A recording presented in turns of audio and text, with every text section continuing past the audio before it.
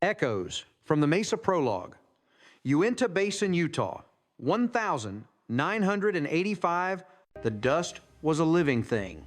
It coated Sheriff Declan Ford's tongue, clung to the sweat on his neck, and swirled in the blood-orange light of the setting sun as his cruiser bounced along the rutted track leading to the Myers place. The call had been clipped the voice on the other end tight with a fear that Deck had learned to recognize. It wasn't the sound of a man who'd found a cougar in his hen house. Urgent. Myers didn't answer. He just a perfect bloodless hole where its eye, ear, and jaw should have been. The edges were cauterized, blackened as if by an intense focused heat. There was no blood on the ground, not a single drop. The air was thick with the smell of ozone and cooked meat, a scent that made the hairs on Deck's arms stand on end. No tracks, Ken whispered, following Deck's gaze.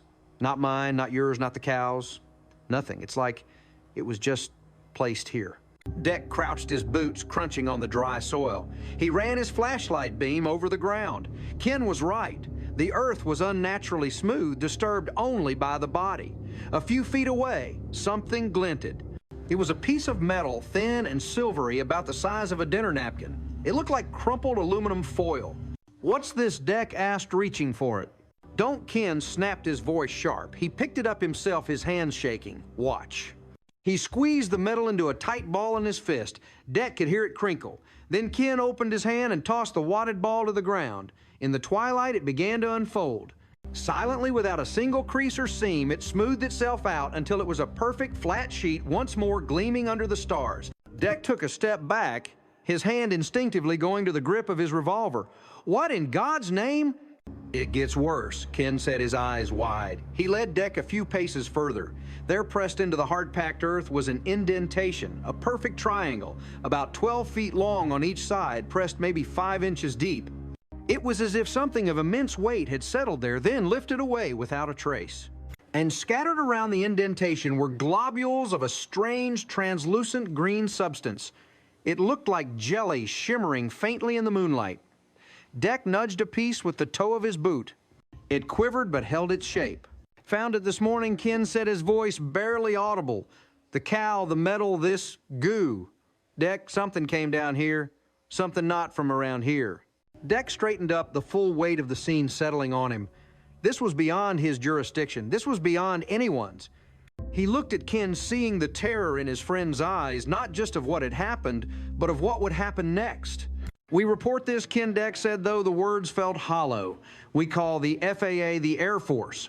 And then what Myers shot back, his voice rising. "They'll come in, lock the place down, take my land. They'll take this," he said, gesturing to the impossible metal and the dead cow. "And they'll tell us we saw nothing. Swamp gas, a weather balloon, you know the drill, December. We'll be the town crazies, and my ranch will become a government lab." Deck looked from the surgically mutilated animal to the self-repairing metal to the triangular impression in the earth. Ken was right. The official story would be a lie, and their lives would be torn apart for having witnessed the truth. This was a secret too large, too dangerous for the world. It was a poison that would destroy anyone who touched it. "All right," Ken, Deck said, his voice low and firm. "We saw nothing. This never happened." They buried the cow that night deep in the earth. Ken kept the piece of metal, hiding it away in a place he never revealed. The green jelly they left to the elements, and by morning it had evaporated, leaving behind only a faint crystalline residue. They never spoke of it again. But for the rest of his life, Sheriff Declan Ford would dream of the silent, bloodless wound and the impossible metal that unfolded under the cold Utah stars. He had buried a secret, but the echo of it would haunt him forever. Part 1. The Unseen Wall. Chapter 1. Present Day. Dr. Eris Thorne squinted against the relentless Utah sun, the glare reflecting off the LCD screen of his spectrum analyzer. The wind, a constant presence on the mesa, whipped at his jacket, carrying the scent of sagebrush and something else, a faint, almost imperceptible charge like the air after a distant lightning strike. Anything Eric he called rock. Eris sighed, running a hand through his already wind-tousled hair. "It's never just rock here." He looked toward the drill. It was a massive, powerful machine, a testament to industrial might brought in at great expense by the ranch's enigmatic owner, Brandon Vance. For 3 weeks, it had been grinding its way into the heart of the Sandstone Mesa, a geological feature that had become the focal point of their entire investigation. It was here 2 years prior that ground-penetrating radar had revealed the impossible, a smooth, symmetrical, dome-shaped anomaly 400 feet long buried deep within the solid rock. An object that had no geological right to exist. Today, they were supposed to reach it. A crackle came through his radio. "Eris, you there? It's Tom." "Go for Tom Eris," replied, recognizing the steady voice of Tom Winter, the ranch superintendent. Tom was the soul of the operation, a man whose connection to this strange land was as deep and intuitive as Eris's was scientific and analytical. "Jared's calling a halt. He says they've hit something that's not giving." Eris's heart hammered against his ribs. "On my way." He and Eric made their way to the drill site, the ground vibrating under their boots. Jared, the lead driller, a man with forearms like steel cables, was wiping grease and sweat from his brow, his face a mask of frustration. "She won't bite," he grunted, gesturing to the massive drill head. "We're at 180 feet, right where you said the top of that thing should be. Poured on 120,000 pounds of pressure. All it's doing is polishing whatever's down there. The bit's just spinning." "No give at all?" Eric asked, his eyes scanning the rig's diagnostic panel. "Less than none. It's like trying to drill through a diamond the size of a school bus. I've cut through reinforced concrete and granite bedrock that put up less of a fight. Whatever that is, it's harder than anything I've ever encountered." Eris stared at the motionless drill rod disappearing into the earth. For 2 years, the anomaly had been an abstract concept, a shape on a screen. Now it was a physical reality, an unseen wall pushing back with impossible force. "Keep all sensors active," Eris said to Eric, his mind racing. "Full spectrum analysis. If this thing is some kind of technology hitting it, might wake it up." He felt a familiar mix of exhilaration and dread. This was why he was here. After a respectable but unfulfilling career in astrophysics, searching for faint signals from distant stars, Skinwalker Ranch was the ultimate mystery, the final frontier. It was a place where the laws of physics seemed to be suggestions rather than rules. He traded the sterile silence of the cosmos for the deafening high strangeness of this valley. He looked up at the sky, a vast empty blue. But he knew it wasn't empty. Eyes were on him, and some he suspected were human. Chapter 2. The roar came without warning. It wasn't the sound of deep in Eris's bones. He instinctively dropped to a crouch, hands over his ears. Streaking across the sky, no more than 400 feet above the mesa, was a sleek gray arrowhead, an F-35 Lightning II. It was so low he could see the heat shimmering from its single engine, the stark white of the Air Force roundel on its wing. It wasn't just passing by. This was a deliberate, aggressive show of force. The jet carved a tight banking turn directly over their position, its engine screaming in protest before leveling out and blasting away toward the horizon, leaving a ringing silence in its wake. "Son of a bitch." Jared the driller muttered, spitting a stream of tobacco juice onto the dusty ground. What was that all about? Kalen Dragon Merrick, the head of security, was already moving. He lowered the high-powered binoculars from his eyes, his face grim. "Get me a timestamp on that flyover," he commanded into his wrist-mounted comms unit. "Cross-reference with the flight tracking logs. I want to know who that was and why they're buzzing a private research facility." Dragon was a man who moved with quiet, efficient purpose. An ex-Air Force intelligence officer, he saw the world in terms of threats, assets, and angles of attack. To him, the phenomena on the ranch were an unconventional adversary, but the F-35 was something he understood all too well. "That's the third one this month," he said, walking over to Eris and Eric. "Different aircraft, same flight profile, low fast directly over the mesa. They're not sightseeing." "They're watching us," Eris said, stating the obvious. "But why? What could we possibly be doing that warrants this kind of attention from the military?" "We are drilling into a 400-foot-wide, unidentified object of unknown origin and composition," Eric stated flatly, not looking up from his tablet. "From a national security perspective, their interest is logical. It feels like more than interest Dragon countered. It feels like a warning, like they're telling us to back off." The incident cast a pall over the rest of the day. The drill remained silent, the impenetrable dome below mocking their efforts. As the sun began to set, casting long shadows across the valley, the team gathered in the command center, a converted shipping container packed with more electronics than a spy satellite. Tom Winter was there, his weathered face etched with concern. "The cattle are spooked," he said, sipping from a mug of coffee. "Been restless ever since that jet came through. They know when something's wrong in this valley." Brandon Vance, the billionaire who had gambled his fortune and reputation on this place, appeared on the large monitor via a video link. His face was sharp, intelligent, and gave away nothing. Reporter said his voice calm and controlled. Eris laid it out for him, the drill's failure, the impossible hardness of the object, and the military flyover. Vance listened without interruption. The flyover is predictable, he said when Eris was finished. The government spent millions here before me and found nothing, or so they claim. They're curious about what a privately funded group with better technology might uncover. Ignore it. Focus on the objective. What is this object, and how do we get inside? We can't drill Jared's voice cut in from the speakerphone. Not with this rig. We need something else. A diamond-tipped core sampler maybe, or explosives.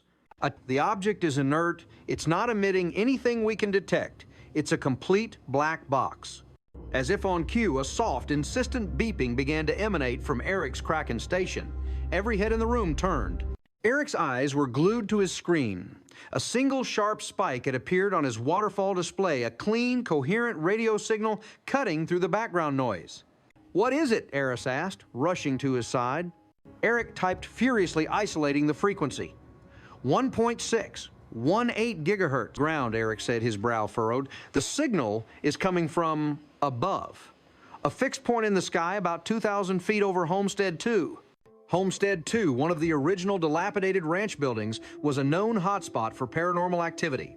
"There's nothing there," Dragon said already, pulling up the live feed from the security camera pointed at that sector of the sky.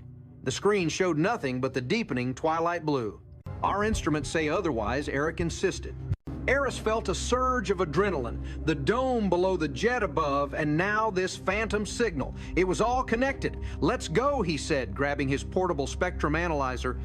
"Let's go see what's broadcasting from an empty patch of sky." Chapter 3. The ATV bounced over the rough terrain, its headlights cutting a swath through the gathering dark. Eris held onto the roll cage, his gear bag pressing into his ribs while Dragon drove with a focused intensity. The air had grown cold, carrying the sharp bite of the high desert night. They pulled up near Homestead 2, the stable. The Kraken shows it's directly above your position. Eris tilted his antenna and his head back, scanning the star-dusted sky. Nothing. No lights, no movement, no sound. Just the vast, silent emptiness of space. Yet his instrument was screaming that something was right there, hanging invisibly over their heads, broadcasting a perfect intelligent signal. "It makes no sense," Dragon muttered, sweeping the sky with a pair of military-grade night vision goggles. "No heat signature, no silhouette. If there's something up there, it's cloaked from thermal and visual detection, but not from radio waves." Eris said, his mind buzzing. 1.618 gigahertzes. It was a strange frequency. Close to the range used by GPS satellites, but not exactly. And the number itself, 1.618. Phi, the golden ratio, a fundamental mathematical constant found in nature, art, and architecture. Was it a coincidence, or was it a message? "Okay," Eris said, thinking aloud, "if we can't see it, let's try to interact with it." He switched his radio to a broadcast frequency. "Eric, Tom, can you hear me?" The replies were immediate. "I have an idea," Eris continued. "It's a long shot. I'm going to send a simple pulse sequence up at it, a prime number sequence. The classic SETI greeting card. Let's see if it responds." It was the most basic form of first contact protocol, a mathematical hello that any intelligent civilization should recognize. With trembling fingers, he keyed in the sequence, sending a series of short radio bursts toward the invisible point in the sky. 1, 2, 3, 5, 7, 11. He finished and held his breath, his eyes glued to the analyzer. The 1.618 gigahertz signal continued unwavering, unchanged. Nothing, he said, disappointed. He was about to try again when Dragon suddenly stiffened. "Eris, look at your analyzer." Eris looked down. The sharp peak of the signal was gone, vanished. The screen showed only the fuzzy, random line of background static. Eric Status Eris barked into the radio. "It's gone, Eris. Communicate." And it had chosen to hide. "It's playing with us, Dragon," said his voice a low growl. "It's a game of peekaboo." Or a test, Eris countered a shiver running down his spine that had nothing to do with the cold. It was observing us. We acknowledged it, and it withdrew. packed up their gear and headed back to the command center, the mystery of the ranch deepening with every hour. They had an impenetrable object beneath their feet and an intelligent, invisible observer above their heads. They were caught in the middle of something ancient and vast, and they had only just begun to scratch the surface. Part 2, Echoes and Signals. Chapter 4. If we can't talk to it, let's poke it. Eris stood before a whiteboard in the command center, the morning light streaming through the narrow window. The mood was a mixture of frustration and excitement. The events of the previous night had electrified the team. We have a repeatable phenomenon, Eris explained, gesturing to a crudely drawn map of the ranch. An invisible source broadcasts a signal from a specific point in the sky. When we directly probe it with our own signals, it vanishes. This suggests a responsive active intelligence. It's time to escalate. Escalate how Brandon Vance asked from the monitor. His expression was intrigued. We launch a rocket, Eris said simply. The room went quiet. Tom Winter looked at him as if he'd grown a second head. A rocket, Tom said slowly. You want to shoot a rocket at what exactly? At the signal source, Eris clarified. We'll load the payload with a suite of our most sensitive sensors, spectrum analyzer, magnetometer, Geiger, counter the works. We wait for the signal to reappear, and we launch directly into the coordinates Eric identified. We'll get a snapshot of the environment inside that invisible bubble and hopefully get some real data on what we're dealing with. Dragon stroked his chin, considering the tactical implications. It's aggressive. It might be interpreted as a hostile act. It's a scientific probe, Eris countered. A weather rocket. It's a way of getting our instruments to a location we can't otherwise reach. It's the next logical step. Vance was silent for a long moment. Do it, he finally said. I hired you to push the boundaries, Dr. Thorne. Push them. The preparations took all day. The small-sounding rocket was fitted with a custom payload module designed by Eric. By late afternoon, they were back at Homestead, too, the rocket mounted on a portable launch rail pointing at the empty sky. All they could do was wait. As dusk settled, the signal returned. We have it. Eric's voice crackled over the radio from the command center. 1.618 gigahertz. Same location, same intensity. It's showtime, Eris breathed. He stood at the launch controller 100 feet from the rocket. Dragon stood beside him, binoculars trained on the sky.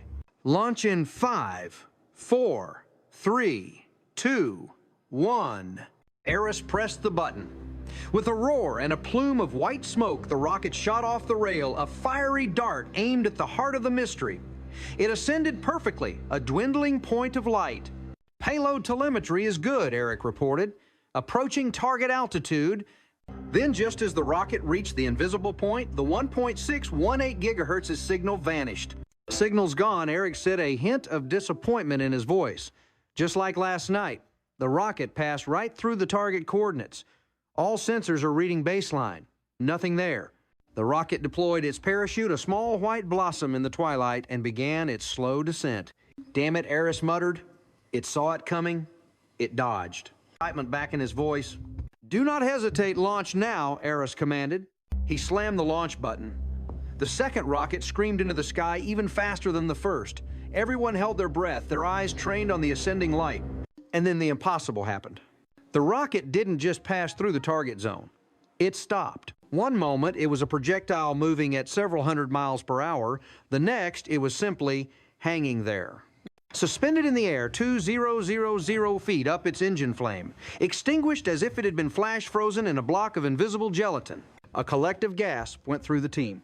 What the hell? Dragon whispered, his binoculars locked on the motionless object. That's not possible. Eris stared his mind, refusing to process what his eyes were seeing. The laws of momentum and gravity had been casually, utterly discarded. His scientific brain screamed in protest, searching for an explanation, a trick of the light, a strange atmospheric condition, but found nothing. Eric, are you seeing this? He choked into his radio. I see it, Eric stammered. All telemetry from the payload has ceased. It's just gone. But the rocket, it's still there. It's not moving. It's not falling. For a full 10 seconds, the rocket remained suspended in defiance of all known physics. It was a tiny man-made object held fast by an unseen, incomprehensible force. Then, just as suddenly as it had stopped, it was released. It tumbled for a moment, then its parachute deployed automatically. It began its gentle drift back to Earth. And at that exact moment, the 1.618 gigahertz signal returned strong and clear, broke the nest, and the nest had shown them its teeth. Chapter 5. The drill screamed. It was a high-pitched, metallic shriek of protest that grated on the nerves. For 2 days since the rocket incident, the team had been regrouping, but Jared and his crew had been working to fit a new custom-made diamond-impregnated drill bit to the rig. The hope was that pure brute force hardness could succeed where steel had failed. Now, as the new bit made contact with the dome at 180 feet, it was clear the anomaly was unimpressed. The drill was making no progress, its powerful engine straining under the load. The sound was a physical thing, a wave of unpleasant energy that seemed to wash over the mesa. Tom Winter felt it in his gut. He stood by the fence line watching the cattle. They were bunched together, restless, their heads up, all facing away from the shrieking drill. Animals, he knew, were sensitive barometers of the unseen, and right now they were terrified. Suddenly, a young calf broke from the herd. It stumbled, then began to walk in a tight, disoriented circle. Tom frowned. That wasn't right. He started walking toward it, his boots sinking into the soft pasture soil. The calf kept turning its movements, becoming more frantic. It was like a toy that had been wound too tight. "Hey, now easy there," Tom called out softly. As he got closer, he saw something that made him stop dead. The calf's eyes. They were a milky, opaque white. Both of them. It was completely blind. A cold dread washed over him. He'd seen pink eye and other infections in cattle before, but never anything like this. This was sudden catastrophic. He fumbled for his radio, his fingers feeling thick and clumsy. "Eris Dragon, you need to get down to the east pasture. Now, something's wrong with one of the calves." While he waited, he watched the horrific scene unfold. The calf, now spinning wildly, lost its footing and collapsed onto its side, its legs kicking feebly in the grass. The rest of the herd stayed back, a wall of bovine fear, refusing to approach their fallen member. Eris and Dragon arrived in the ATV, minutes later skidding to a halt. They took one look at the twitching animal, and the color drained from their faces. "What happened?" Eris asked, his voice low. "I don't know," Tom said, his voice shaking slightly. "It just broke from the herd and started spinning. Its eyes, they just went white." Eris cautiously approached the calf, pulling a medical scanner from his bag. He waved it over the animal's body. The device remained silent. No elevated radiation, no gamma, no alpha or beta particles. He knelt by the calf's head, carefully examining its glazed, unseeing eyes. "There's hemorrhaging. The blood vessels have ruptured. It's like they were cooked from the inside out." The word hung in the air. Cooked. Eric Eris said into his radio, his voice grim, "Run a full diagnostic on all microwave detecting sensors for the last 10 minutes. Focus on the drill site and the east pasture." The reply came back a moment later, and it was chilling. "Eris, we have a massive transient energy spike. It initiated the exact moment Jared's drill made contact with the anomaly. It wasn't radiation in the traditional sense. It was a highly focused beam of microwave energy. It originated from the drill point deep in the mesa and was directed straight at the east pasture." They all stood in stunned silence, the pieces clicking into place with horrifying clarity. The shrieking sound of the drill wasn't just noise, it was a side effect. The dome, when struck by the diamond bit, had responded defensively. It had fired a targeted, invisible beam of energy, a microwave weapon at the nearest life form. The ranch had fired a warning shot. Tom felt sick. He looked from the suffering animal to the drill rig on the mesa, which had now fallen silent. They weren't just studying a passive object. They were antagonizing a powerful, dangerous entity that was buried beneath their feet, an entity that was willing to harm living creatures to protect itself. He called the local vet a no-nonsense woman named Dr. Lundgren. When she arrived and examined the calf, her face was a stony mask. "I've never seen anything like it," she said, straightening up. "The corneas are destroyed, the retinas are detached. The internal damage is catastrophic. This isn't a disease. This is trauma consistent with extreme thermal exposure. High-intensity microwave radiation would do it." Her scientists assuming lost in a sea of academic inquiries and vendor spam. It was the subject line that caught Eris's attention, Ken Myers and the South Field incident.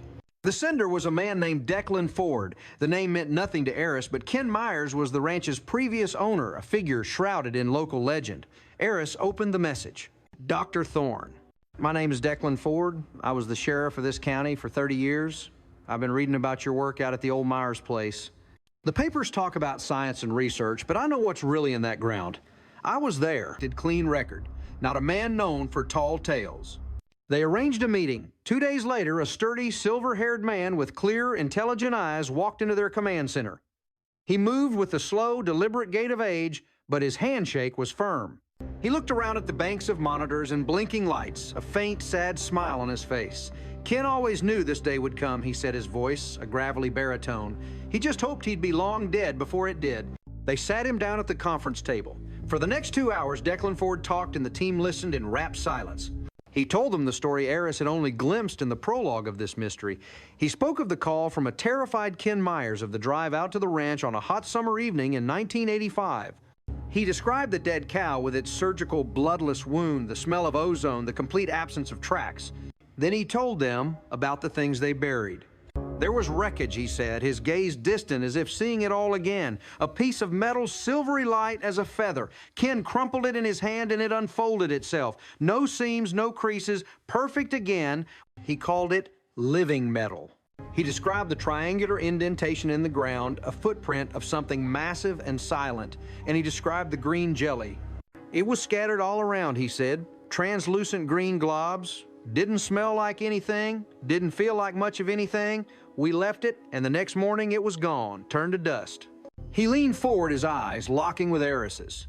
Ken was convinced it was a crash, an alien craft. He was terrified the government would find out and take his land. So we buried the cow and he hid the metal. We swore an oath of silence, an oath I kept until today. When he finished, the room was still. The fantastic story coming from this grounded, credible man had the undeniable ring of truth. The Southfield Tom Winter said, his voice hushed. That's where this happened. That's right, Deck confirmed, right by the big cottonwood near the ditch.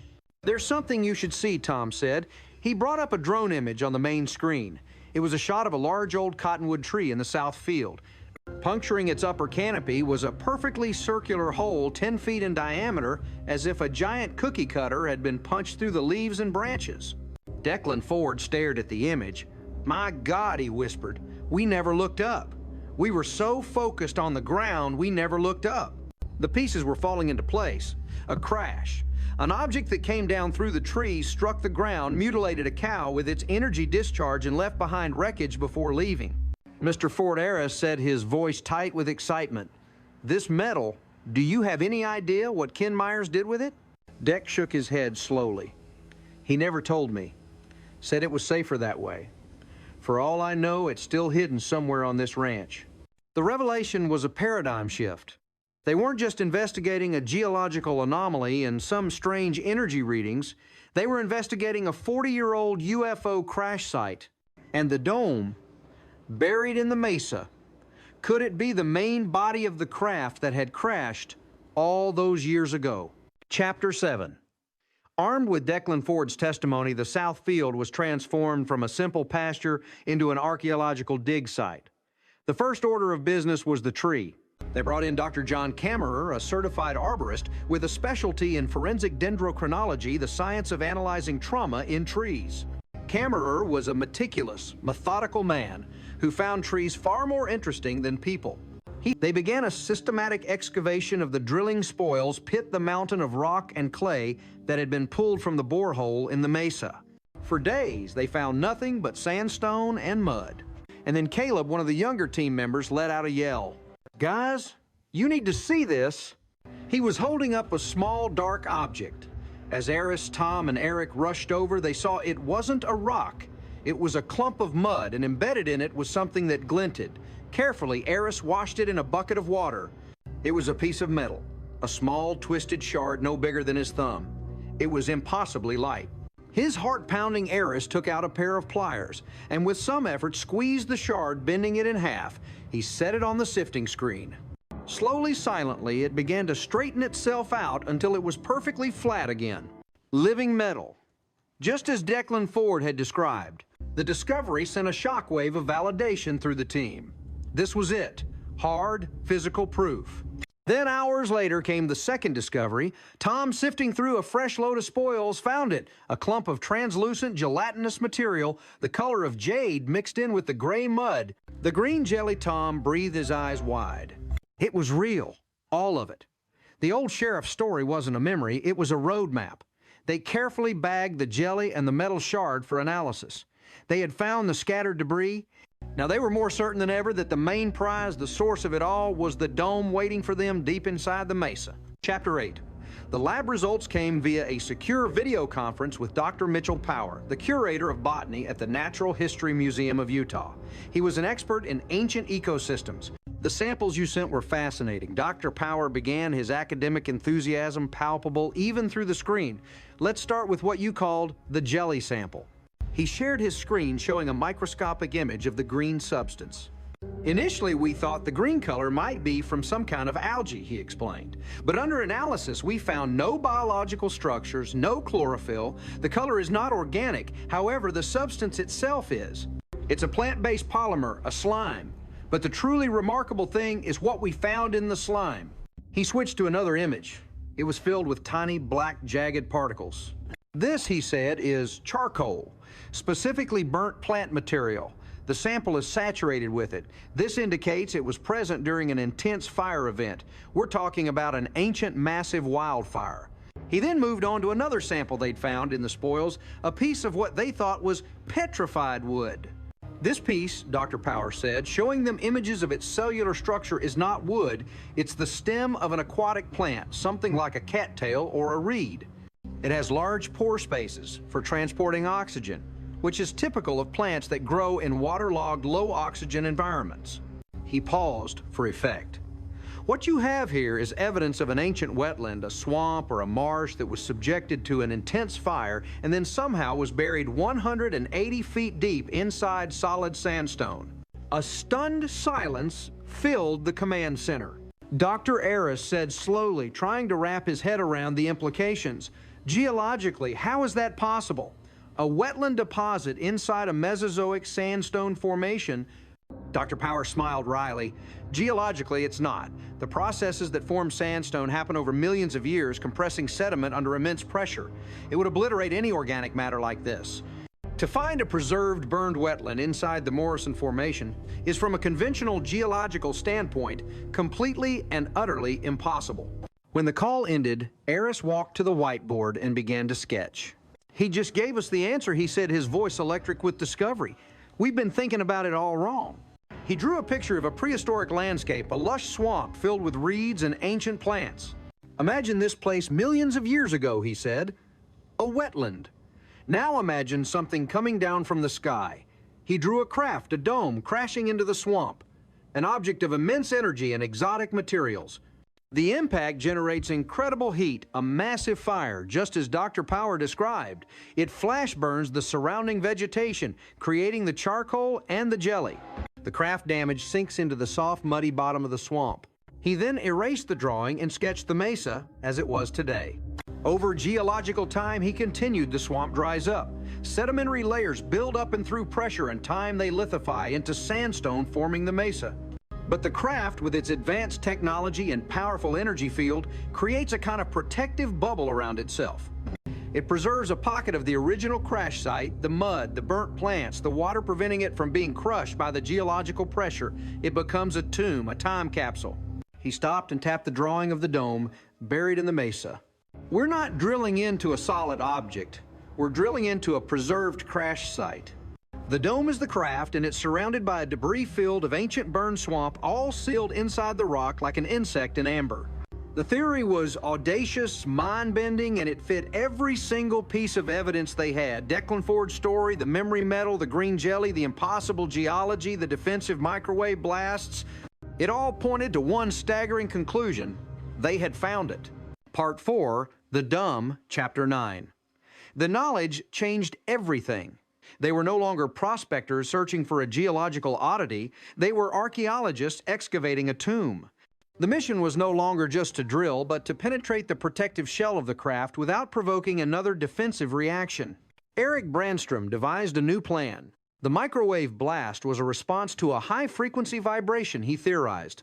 The diamond bit was essentially screaming at the object on a microscopic level. We need to try a different approach.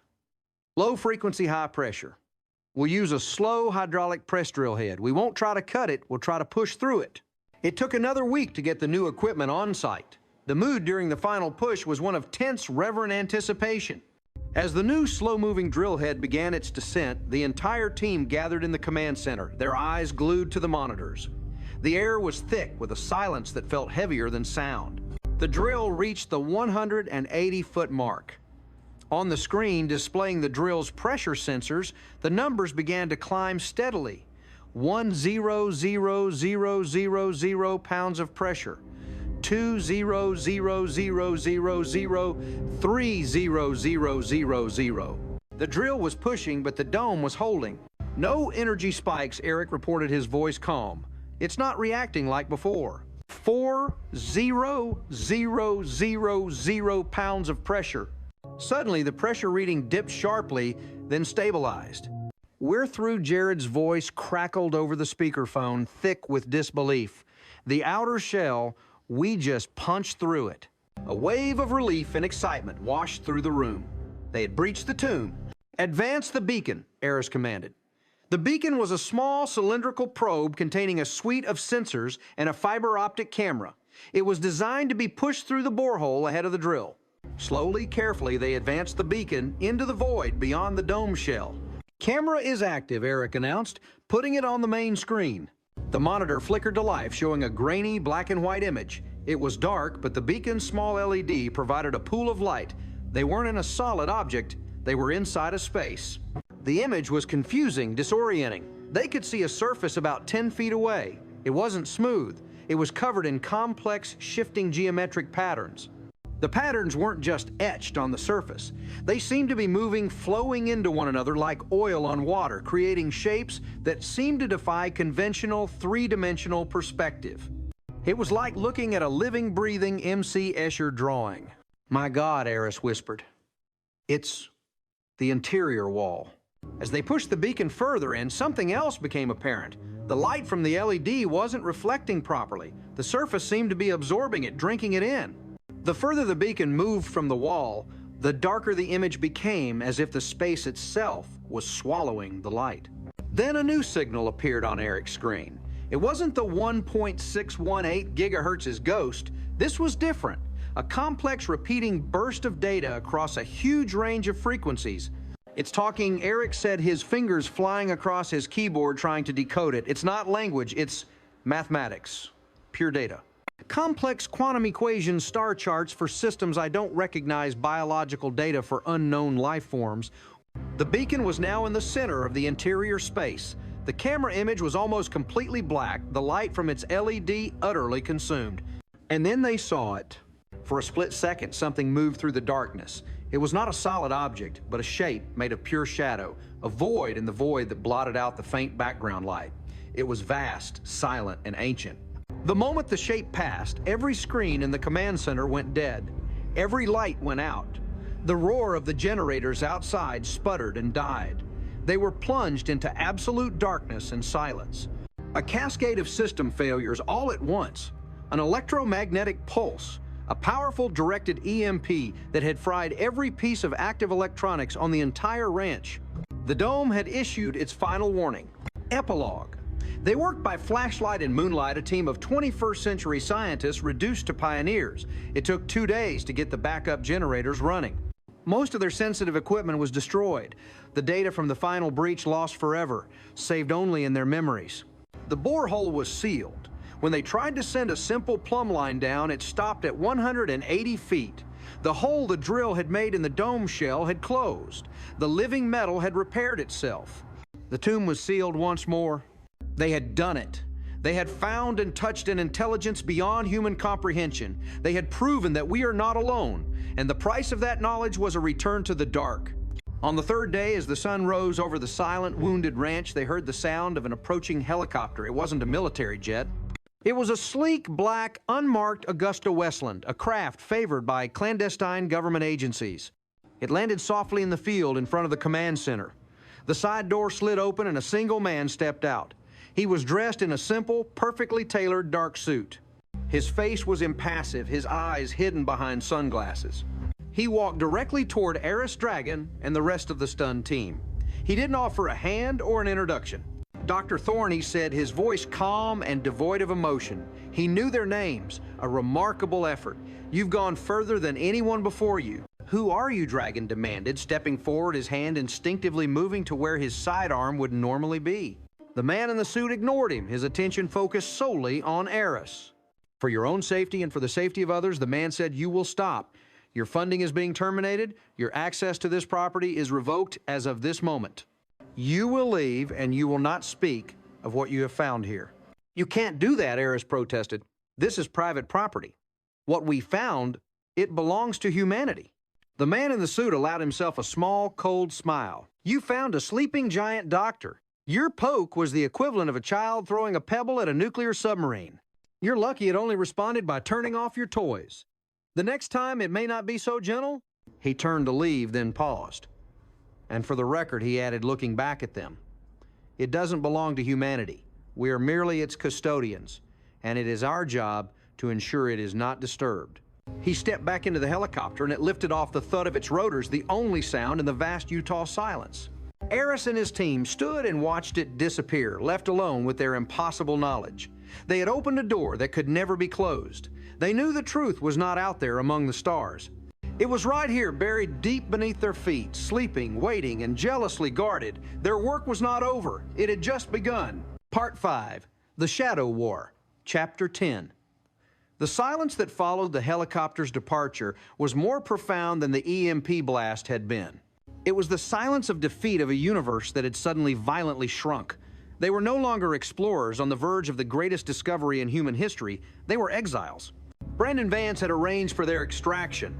Within hours, a fleet of black SUVs, far less menacing than the unmarked helicopter, arrived to ferry the team and what little salvageable equipment they had away from the ranch. They didn't speak during the long drive, each lost in their own thoughts, the enormity of what had happened pressing down on them. Their destination was a remote, luxurious lodge deep in the mountains of Colorado, another of Vance's many properties. It was a gilded cage, a place of stunning beauty that felt like a prison. For 2 days, they barely saw one another, each processing the trauma and the loss in their own way. Eris paced the length of his suite, his mind replaying the final moments inside the dome, trying to grasp the meaning of the data streams to visualize the shadow in the dark. Dragon spent his time on the lodge's veranda, his eyes constantly scanning the tree line, a soldier who had lost his battlefield. On the third day, Vance summoned them to a conference room that overlooked a pristine alpine valley. He was there in person this time, standing before a large fireplace, a glass of amber liquid in his hand. His usual ironclad composure was frayed at the edges.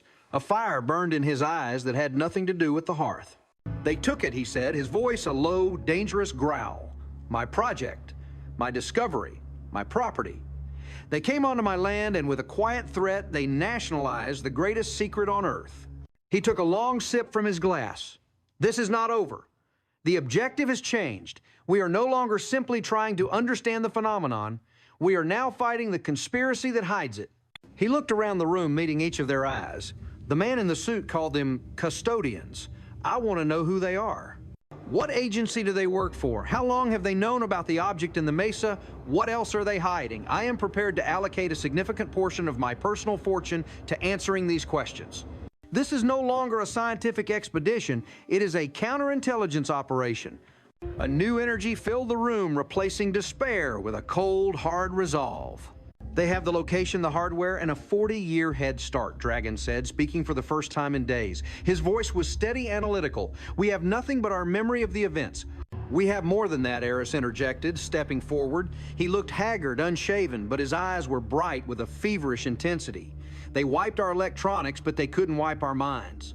Eric, the data stream you saw, the equations, the star charts, how much do you remember?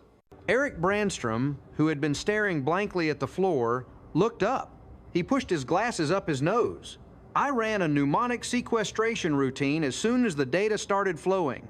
It's a memory palace technique. I can't recall all of it, the stream was too dense. But I have fragments, significant fragments. And the living metal Tom Winter added his voice quiet but firm. The old sheriff said Ken Myers hid the original piece. The shard we found was from the drilling spoils, but the first piece, the larger one from the crash itself, it might still be out there.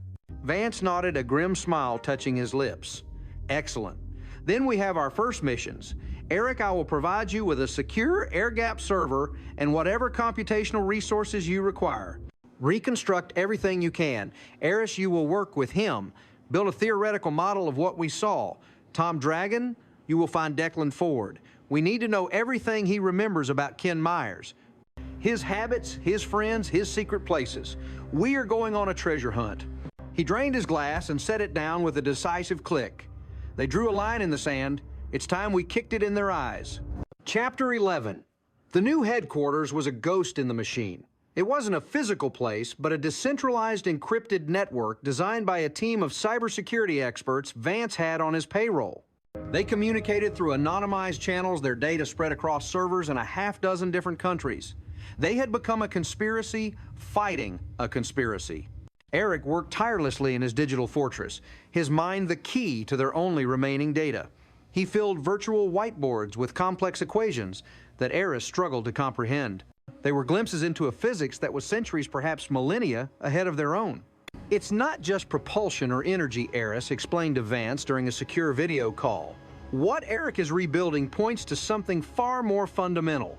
The equations deal with space-time geometry on a sub-quantum level. They're describing a technology that doesn't just travel through space, but actively manipulates its very fabric. That's how the rocket was stopped. It wasn't a force field.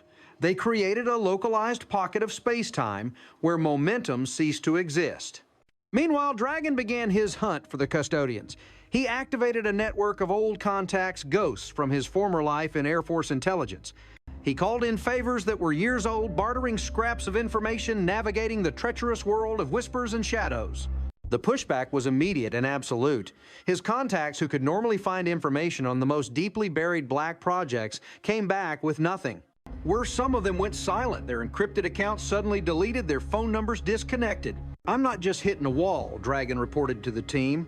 The wall is hitting back. Whoever these people are, they are a higher echelon than anything I've ever encountered. They're not just classified. They don't officially exist. There's no paper trail, no budget line, no project name. He did find one thread, however, a single tantalizing clue. One of his oldest, most trusted sources just before going dark sent him a one-word message, Tanglewood. It meant nothing to them. A search of government databases for a project or agency with that name yielded 0 results. It was a dead end, a word without context. But it was the only word they had. While Dragon hunted shadows, Tom Winter drove back to the Uinta Basin. He met Declan Ford, not at his home, which could be watched, but at a remote fishing spot on the Green River. The old sheriff listened patiently as Tom explained what had happened, his weathered face showing no surprise, only a deep, weary sadness. So the sleeping dog finally bit back, Deck said, casting his line into the swirling water. I always knew it would. The metal deck Tom pressed gently. We need it. It's the only physical proof we have left. You said Ken hit it. You must have some idea. Some little detail he might have let slip. Deck was silent for a long time, reeling in his line slowly. Ken was a creature of habit, he said finally, but he was also a man of secrets. He had a place he went when he needed to think when the world was too much. It was an old line shack deep in the Ashley National Forest, miles from any road. He called it his Fortress of Solitude. He told me once, if the world ever ends, that's where you'll find me. He looked at Tom, his eyes sharp. He never told me he hid the metal there. But if I was going to hide a piece of another world, a secret that could get me killed, that's where I'd put it.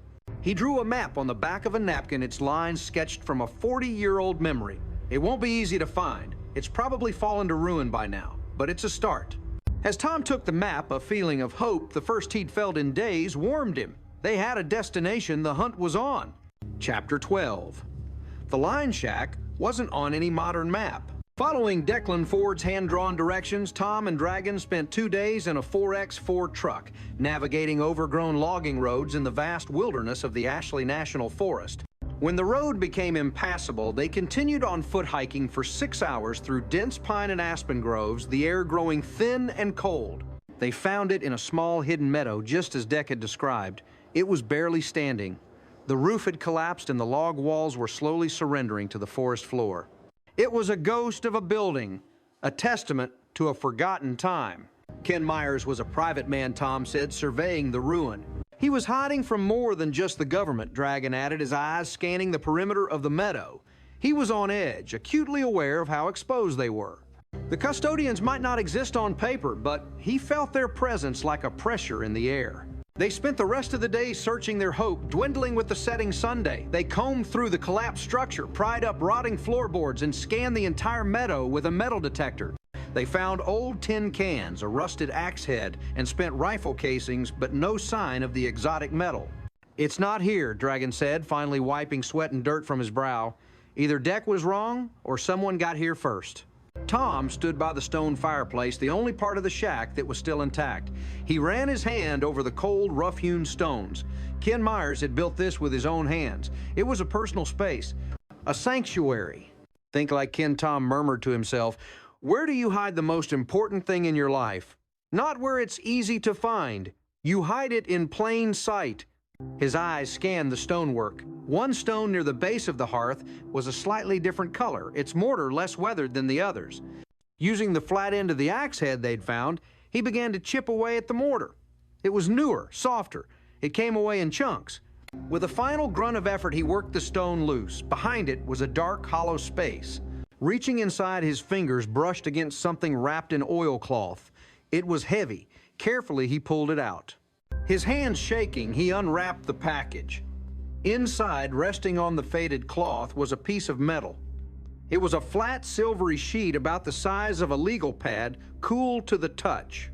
It was smooth, seamless, and seemed to drink the fading sunlight.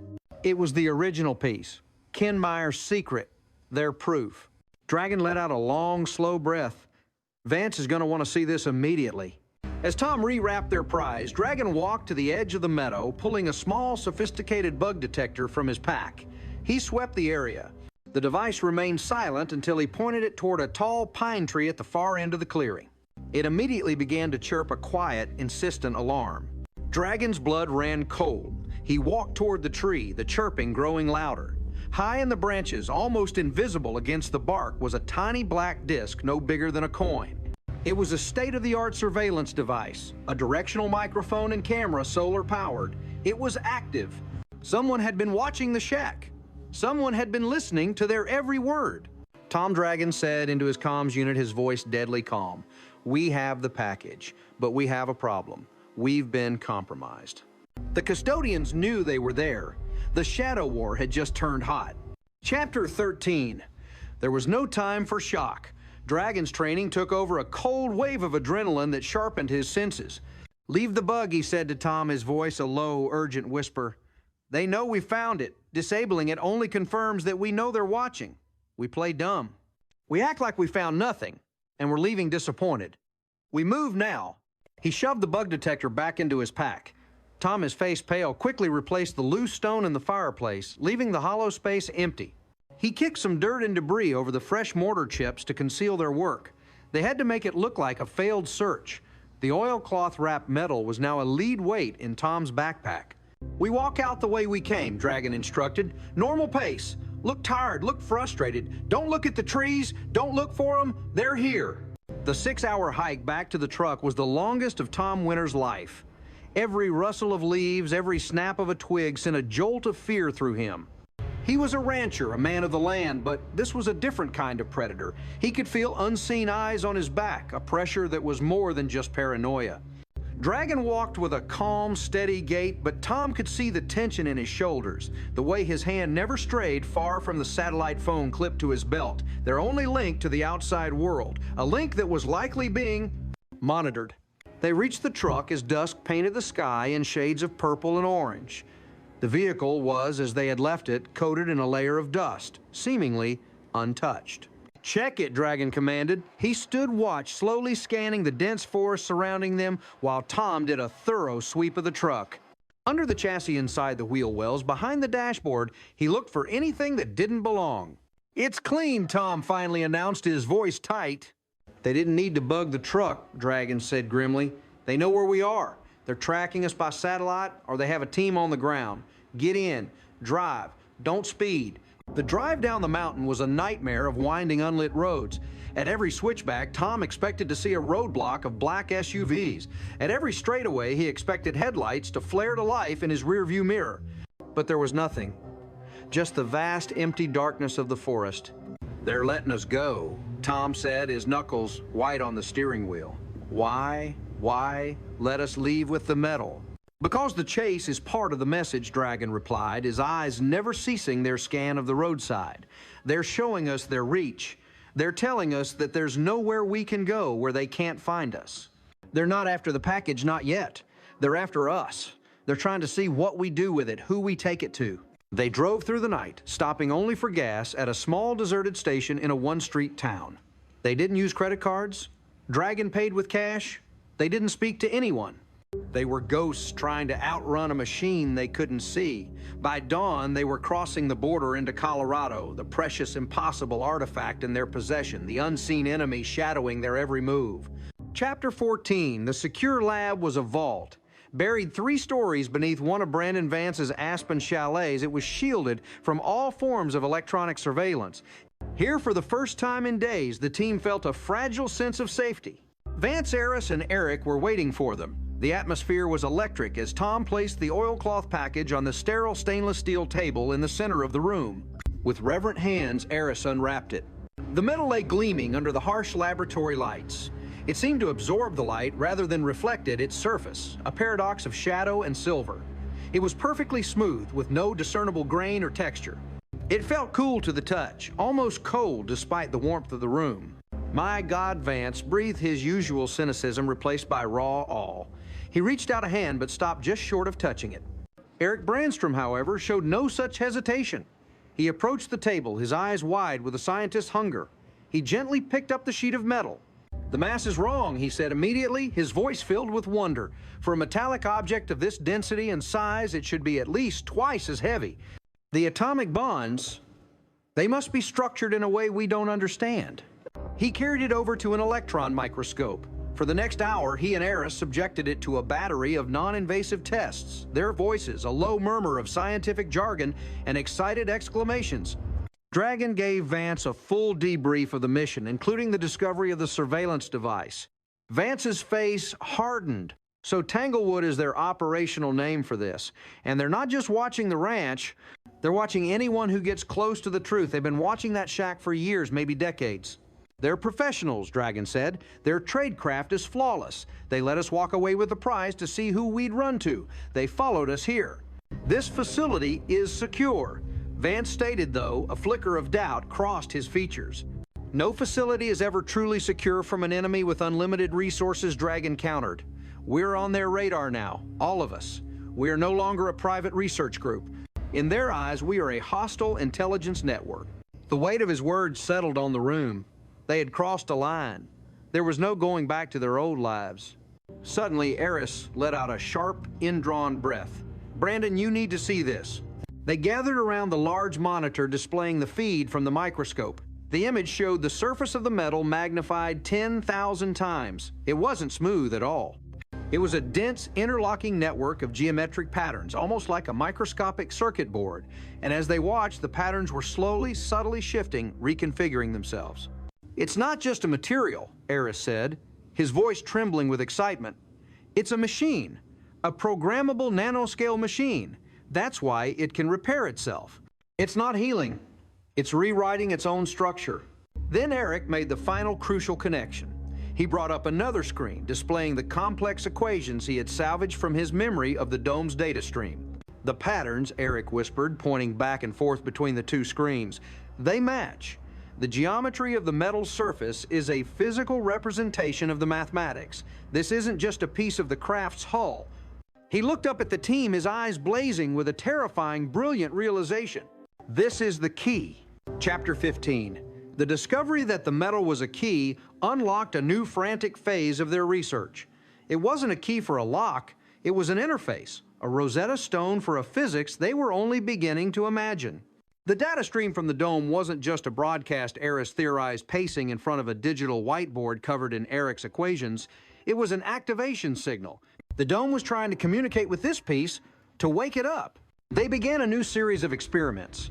They couldn't replicate the dome's complex signal, but they could try to stimulate the metal in other ways. They subjected it to various electromagnetic frequencies, radio waves, and magnetic fields. For days, it remained inert. Frustration was mounting. They were so close, yet the final door remained locked. It was during one of these experiments that the breakthrough happened. Eric was attempting to broadcast a simplified version of one of the recovered equations at the metal, translating the mathematical concepts into a complex audio frequency, a chord of pure information. As the strange resonant tone filled the lab, the sheet of metal on the testing platform began to vibrate.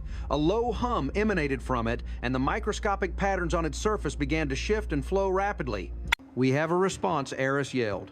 Then something even stranger occurred. The single word that Dragon's source had given them, Tanglewood, which Eric had idly typed into a text file on his desktop, suddenly lit up on his monitor. The letters rearranged themselves, flowing into a new configuration. GLENWOO, It took them a moment to process it. "Glenwood Tom," said aloud. "Glenwood Springs, the town 100 miles from here," A.T. Eris mused. "Advanced technologies, alien technology." "No," Dragon said, his eyes narrowing as he stared at the screen. He pulled up a satellite map of the Glenwood Springs area. "It's simpler than that. Look." He zoomed in on a remote mountainous area just outside the town. A single isolated government facility was nestled in a box canyon, surrounded by miles of restricted national forest. According to the public records, it was a Department of Energy research lab. Its official designation was Glenwood Advanced Testing Site, GATS. The signal from the metal had unscrambled the code name. Tanglewood wasn't a name, it was an anagram, a key to a location. "That's them," Dragon said, his voice a low whisper. "That's where the custodians live." They stared at the satellite image of the innocuous-looking facility hidden in plain sight. It was the heart of the conspiracy, the place where the secrets of the dome were being studied, protected, and weaponized. Brandon Vance looked from the image of the facility to the humming sheet of alien metal on the table. A slow, predatory smile spread across his face. "They thought they were hunting us," he said, "but they just gave us their address." The Shadow War was about to enter a new, far more dangerous phase. They were no longer running. They were going on the offensive. Part 6. The Lion's Den. Chapter 16. The atmosphere in the Aspen lab transformed overnight. The thrill of discovery was replaced by the cold, meticulous precision of planning a military operation. The satellite image of the Glenwood Advanced Testing Site, GATS, was now the centerpiece of their world, a target projected onto the main wall of the lab. Dragon took charge, his quiet demeanor giving way to the focused authority of a seasoned intelligence officer. He stood before the image, a laser pointer in his hand, dissecting their enemy's fortress. "This is not a conventional target," he began, his voice flat and serious. "Forget what you know about military bases. This is a black site. Its official designation as a Department of Energy lab is a cover. The real security won't be the fences or the guards on the perimeter. It will be invisible, layered, and lethal." He pointed to the box canyon surrounding the facility. "The terrain is our first obstacle. It's a natural kill box. Any ground approach will be monitored by seismic, acoustic, and thermal sensors buried throughout these hills. The airspace above will be a web of overlapping radar and satellite surveillance."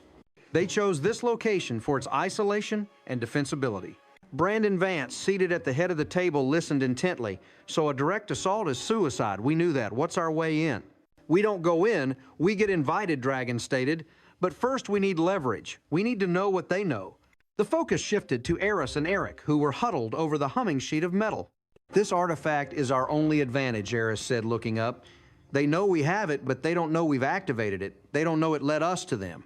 We now possess two things. They desperately want the physical object itself and the knowledge of how to make it talk." Eric pushed his glasses up his nose. "The interaction is fascinating. The metal doesn't just respond to the audio frequency, it creates a localized quantum entanglement field. When I typed Tanglewood, the letters on my screen weren't just rearranged by a computer program. The metal manipulated the quantum state of the pixels on the monitor directly. It's action at a distance on a subatomic level. It's magic masquerading as physics." "Can we use it as a weapon?" Vance asked, his voice cutting to the chase. "Can it disrupt their systems, shut them down like the dome, shut us down?" "Unlikely," Eris admitted.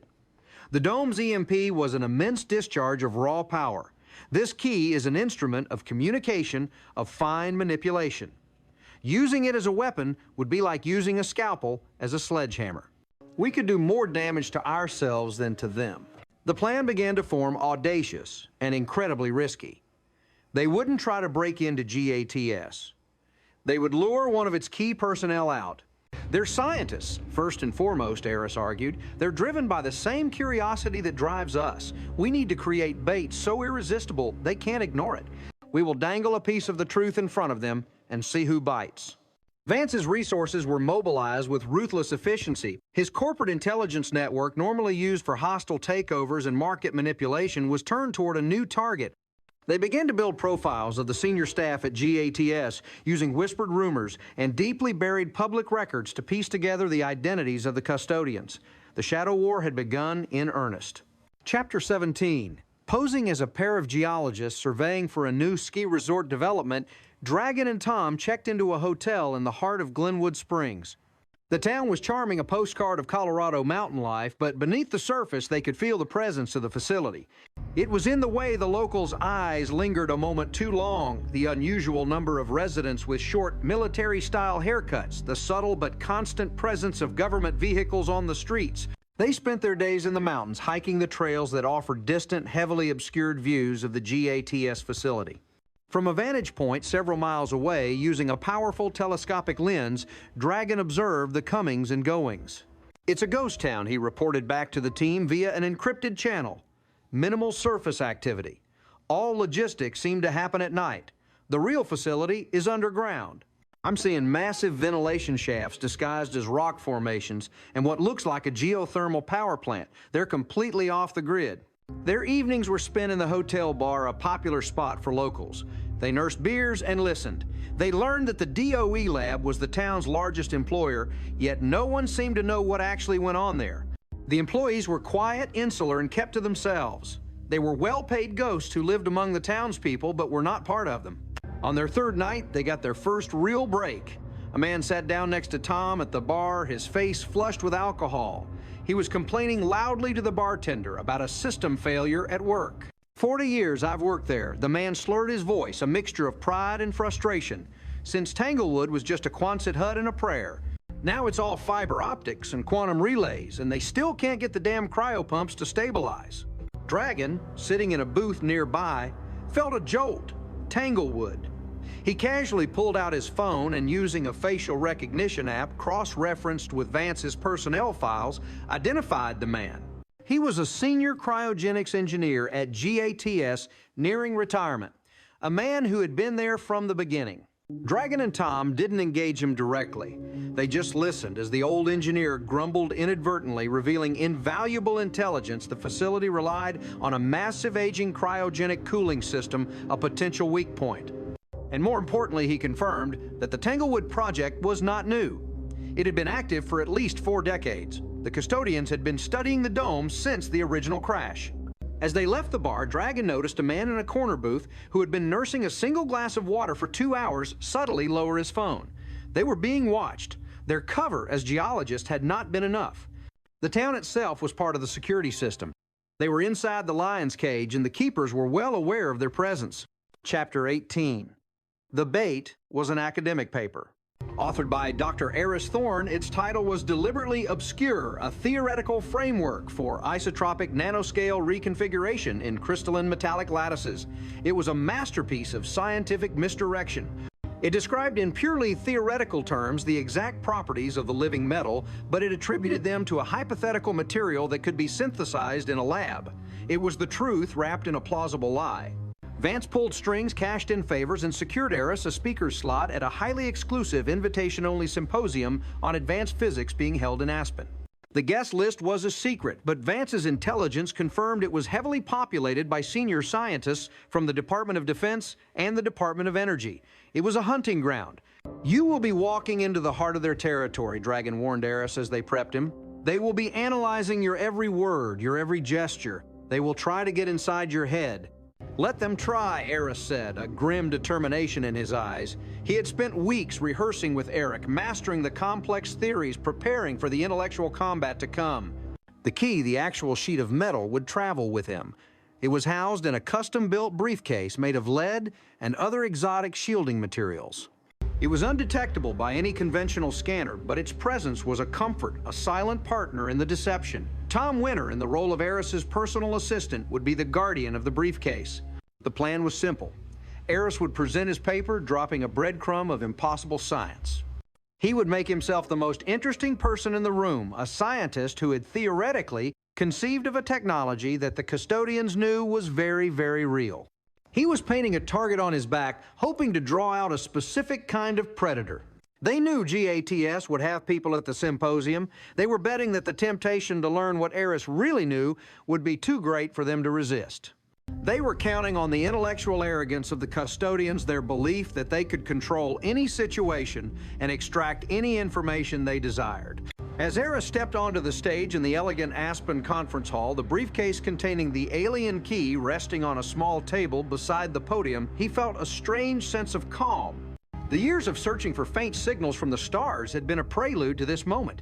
He was about to send a signal of his own, not into the empty void of space, but into a room full of sharks. And he was praying that the biggest one would bite. Chapter 19, Eris's presentation, was a stunning success. He spoke with a passion and clarity that captivated the audience of jaded world-class physicists. He navigated the complex mathematics with ease, painting a vivid picture of a material that could think, heal, and reshape itself on demand. He ended with a tantalizing glimpse of its potential applications faster than light communication, lossless energy storage, space-time manipulation. When he finished, there was a moment of stunned silence, followed by a burst of enthusiastic applause. The question and answer session was a barrage of technical inquiries. Eris answered them all with carefully constructed, theoretically sound responses, never once hinting that his hypothetical material was sitting in a briefcase just feet away. He saw them, of course. 3 individuals, 2 men and a woman, sitting together in the third row. They didn't applaud, they didn't ask questions. They just watched him, their expressions, a mixture of intense curiosity and cold calculation. They were the custodians. That evening at the symposium's cocktail reception, the woman approached him. She was elegant, with intelligent, probing eyes and a smile that was both charming and disarming. Dr. Thorne, a truly revolutionary presentation, she said, her voice smooth and confident. I'm Dr. Alani Kita. I'm the director of the Glenwood facility. She said it so casually as if she were the head of a local university department. But the name sent a jolt through Eris' director. He was face to face with the leader of the conspiracy. Dr. Kita Eris replied, keeping his voice steady, matching her professional calm. I'm pleased my work was of interest. Oh, it's more than interest, Doctor, she said, her eyes twinkling with a secret knowledge. Your theoretical models bear a striking resemblance to some practical challenges we're currently facing. Your paper felt less like a theory and more like a diagnosis. The game had begun. She was letting him know that she knew he was lying. Sometimes theory has a way of predicting reality. Eris countered smoothly. Indeed, she said, I would be very interested to discuss your work further in a more private setting. My facility is not far from here. We have some anomalous materials that I think you would find illuminating. Perhaps you would honor us with a visit, a consultation of sorts. There it was, the invitation. The door to the lion's den was swinging open. It was a trap, of course. Once he was inside GATS, he would be completely under their control. But it was the only way forward. I would be delighted, Dr. Kita Eris said, his heart hammering against his ribs. When would be convenient? Tomorrow morning, she smiled. We'll send a car. As she walked away, Tom materialized at Eris's side, his face grim. The bait is taken, he murmured. Yes, Eris replied, watching Dr. Kita disappear into the crowd. Now we see if we can get out of the trap with our lives. The team's most dangerous gamble was about to begin. The piece of living metal, Ken Meyer's impossible keepsake, rested on a ceramic slab at the center of the lab's clean table, as indifferent to their staring as ice to a match. Eric had stopped calling it the sheet. In the notes he scribbled into his air-gapped notebook, it had a new name, the interface. The word made everyone stand a little straighter. An interface meant intent. An interface meant someone on the other side of the glass. They all felt it, an awareness radiating from the metal without radiating anything at all. The way a darkened auditorium can bristle before a curtain lifts because everyone present knows a play is about to begin. The plan grew by subtraction.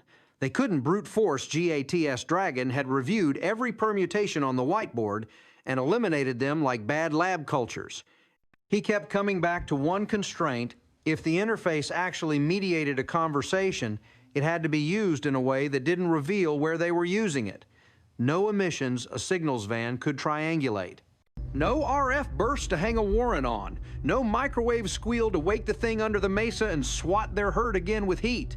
The last time they poked the vault with a diamond scream, the land itself had answered, and a calf had gone blind in a spinning circle, as if cooked from the inside by a beam that knew exactly where to hurt them the most. S5E, 9 in negative, 10 long.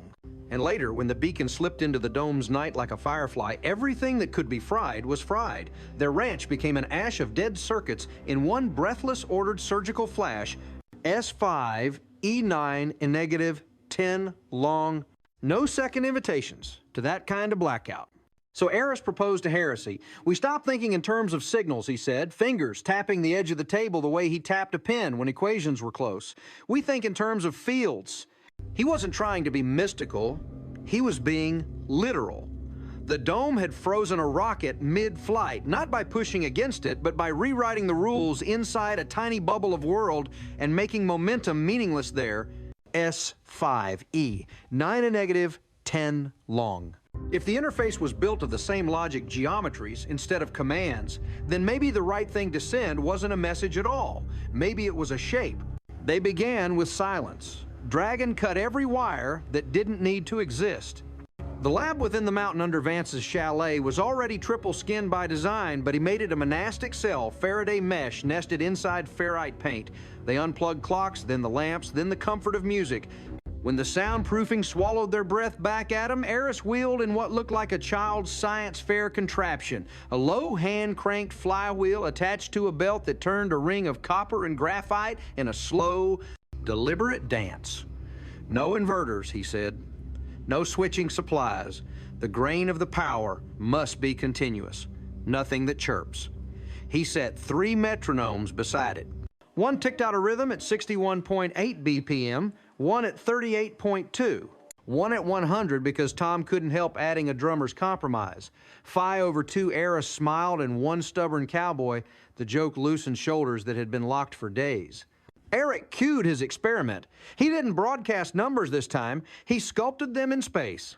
The sheet lay on the ceramic slab beneath a shallow frame of tungsten rods, whose distances, when you measured them, insisted on relationships. Rectangles subdivided that accidentally landed on 1.6, 1.8, even when you tried to avoid it. Spirals that weren't drawn in ink but implied by arcs of thread pulled over pins at angles a compass would recognize in its marrow. He set the metronomes going. The flywheel whispered into its belt, and the room changed. No light flashed. No Geiger counter could have clattered because there were no counters left to clatter. But their bodies found it first. The hairs on their arms rose without chill, the way they had on the mesa when the ozone smell came, when a dead heifer lay with a hole in its head as clean as a laser's conscience and not a drop of blood in the soil around it. S5, E9 in negative, 10 long.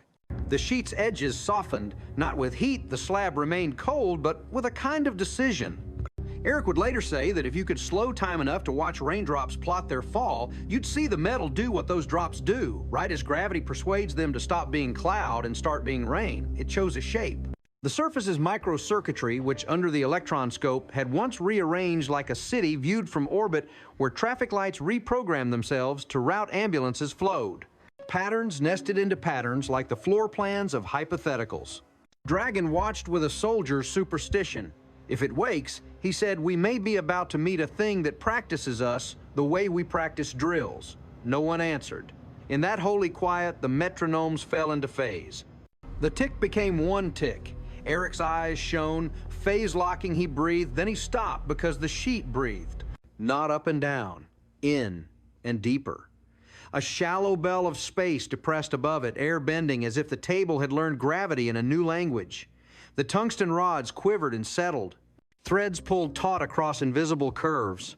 The world exhaled through a throat it had kept hidden in the room all along. And then a picture rose from the metal, not a hologram thrown into their eyes, but a memory whistled through their bones, reeds blackened, water folding into glass, a wetland lit by a brief, terrible Sunday. It lasted an instant, and an age.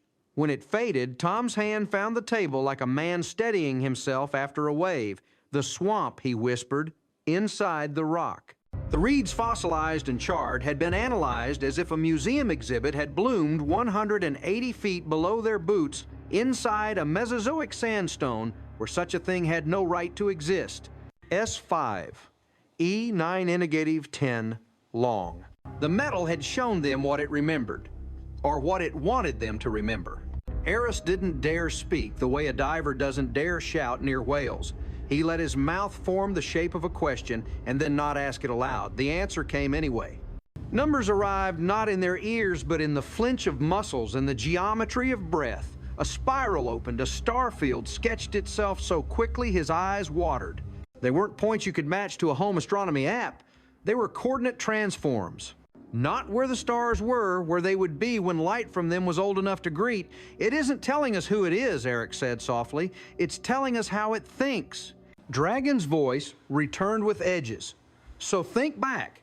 He meant to the signals they had chased over the homestead, the ghost at one point. 6, 1, 8 gigahertzes that hid when hailed like an animal. You glimpse and then lose because you look too hard. S5, E, 9-10 long. They had poked. It had withdrawn. They had launched a rocket. It had stopped. It held it midair like an insect in amber and then set it down like a parent correcting a child's wild hand. S5, E9-10 long. Everything in the archive of their failure said, observe, respond, constrain, protect. What do we ask a protector? Dragon said that it can answer without striking back. Tom surprised everyone. Ask it why it spared the rocket, he said. He didn't mean the physics, he meant the motive. If it can freeze a rocket, it can crack a table in half if we offend it. But it eased that rocket down, so either it cares about us, or it cares about the principle of not breaking things it doesn't have to. Eris sketched with thread, no words. He built 3 sequences into the tungsten geometry, a line that became a plane, that became a volume, and then in reverse, a volume that gently returned to plane and line. A second sequence where the volume once expanded snapped to 0, and a third where the volume twisted on itself, kept its size, but inverted its orientation across a mirror. He paced the metronomes back out of phase and into it again. He set the flywheel to a longer, slower whisper. He waited. In the room's attention, a cat could have walked. No one would have remembered it. The sheet answered by refusing the violence. The snap to 0 sequence generated a cold in the floorboard so deep Dragon lifted his boots. The inversion drew a faint nauseous swirl in the stomachs of everyone who'd ever flown in rough weather. Only the gentle return drew the bell in the air again. The interface chose caution, chose reversibility. Tom smiled without joy. It's telling us it won't break us if we don't try to break it. Eric stepped forward with the hunger of a mathematician who's admired a theorem on a chalkboard and now wants to touch its bones. Then we can propose a lexicon, he said. Not nouns, verbs. It likes transformations. We can talk in how, not what. He drew arcs with thread that wrote the algebra of folding and unfolding. Eris laid a compass on the slab and let its arms rest at angles that sang to each other. The sheet pulsed a wordless yes. For the next hour, they spoke in actions: preserve, release, reflect, translate. They discovered negatives, a shape the interface consistently made the room reject with that stomach-churned inversion. An action that made the thread go slack no matter how tight Eric set it, as if gravity briefly had opinions. Each no taught them a boundary. Each yes built a grammar. When the grammar was steady enough to risk a question with stakes, Dragon took the room back. We need more than a conversation, he said. We need a negotiation. He meant GATS. He meant the men who called themselves custodians, who had landed a black helicopter in a private field to tell them their work belonged to no one, not even to humanity, because humanity was not the point of stewardship. S5, E9-10 long. Ask it, Dragon said. If there's a way to speak to it somewhere, no one else can hear. They framed the ask as a place you carry, not a set of coordinates, a fold. Eric strung a small loop of wire above the sheet, not attached to anything, and told it about rooms that only exist because you agree they do the way a monk's vow makes silence into a structure. The interface cooled, hummed, then made a shape that wasn't a shape at all, a region of the lab where sound forgot how to echo. Era stepped into it and felt his jaw unclench in relief the way it does the moment a migraine decides to end. The room had a seam. On one side, you could hear the flywheel. On the other, you could only remember it. My God, Tom said, rubbing his forearm. It carved a pocket. Eric was already laughing. Not carved, he said, persuaded. The sheet had done what the dome did to the rocket, but to acoustics. Not stopping time, stopping the habit of sound. Dragon tested the pocket like a policeman clearing a room. He paced its edge, leaned into it, pulled his head in and out of it, and decided that this was how you spoke without microphones hearing. We can carry this with us, he said, his hand hovering over the interface as if you could warm a decision like tea. Make a pocket in the trunk of a car and a bench in a park? Eric shook his head. No, we don't make it, he said. We invite it. And it decides whether our shape is worth supporting. Vance's voice came from the doorway. He'd been listening in a silence that, unlike the pockets, did echo when you thought about it later. Then we invited to Glenwood, he said. He had the look a man gets when a boardroom plan finally reveals the trap he'd laid 3 slides ago. We set bait for the custodians, a demonstration no scientist trained on the same evidence could resist. And the only room in which we truly speak will be one we fold ourselves. It wasn't the plan they'd storyboarded on day one, but everyone recognized it. The hunt had shifted from breaking a door to convincing the doorman to lean out and listen. The bait was simplicity, disguised as hubris. Vance's corporate network, which could spin rumors on a Friday and watch markets lurch on a Monday, seeded Glenwood Springs with a single irresistible whisper, a break in fractal metamaterials achieved at altitude using only static fields, and a phi-biased acoustic driver. Eric wrote a white paper that said nothing and suggested everything, a mathematical flirt that promised to show its ankle behind closed doors. They didn't publish it. They left it in places smart people who should know better nonetheless check when they're bored. The rumor was itself a geometry. It narrowed through circles, then leaks, then the first text from a secure number that had never existed until that hour. We would like to see your work, it said. Do not respond to this message. Tomorrow, sit on the third bench to the left of the pedestrian bridge at 1013 a.m. Wear a hat, no signature. Just a location only someone inside GATS would propose the creek that ran through town where the ironwork through nice loops of shadow and cameras could pretend to be there for the ducks. Dragon chose the hat, not because the custodians had asked for the theater of it, but because hats hide eyes. He and Eris walked to the bridge together like men with errands to run. Tom shadowed across the street, whistling off-key. Anyone watching would think him a tourist who got road names wrong. The pocket was a harder trick. Eric had sewn tungsten filaments into the lining of Eris's jacket and anchored them with a geometry exactly large enough to be plausible and small enough to force the interface to pay attention. Before they left the lab, he laid the jacket over the sheet. For a long, static minute, nothing happened. Then the threads bowed with the weight of a room that wasn't there, and Eris exhaled. Don't step too close to anyone when you turn it on, Eric cautioned, half serious, half child, on Christmas morning. We don't know what a stranger feels when you scoop the echo out of their breath. The man who took the far end of the bench wore ordinary compromise. A jacket bought by a man who can afford better, but is trying not to look like it hair cropped too carefully for the mountains. A watch that thought it was ugly enough to pass as inexpensive. He didn't introduce himself. Eris didn't either. He lent the shape of his body to the geometry in his jacket. The pocket opened like a hand cupped around a match. The sound of the creak remained, but its insistence became memory. The world narrowed to a place where a man could finally speak without the habit of listening getting in the way. What do you want? Eris asked. No throat clearing, no courtesy. The man's eyes said relief first, then suspicion, then respect. To keep it contained, he said, and to keep you alive. His voice was lower than his face suggested. You're going to do neither if you continue. Dragon would later say all spooks talk like that polite extinction as a favor. But something in the man's posture made Eris risk an answer no one in the group had planned. We aren't drilling, he said. We're listening. And so is it. He didn't say which it. He didn't have to. The man's attention flicked to the jacket, to the way the air around Eris's chest bent like heat above a highway when summer is bored.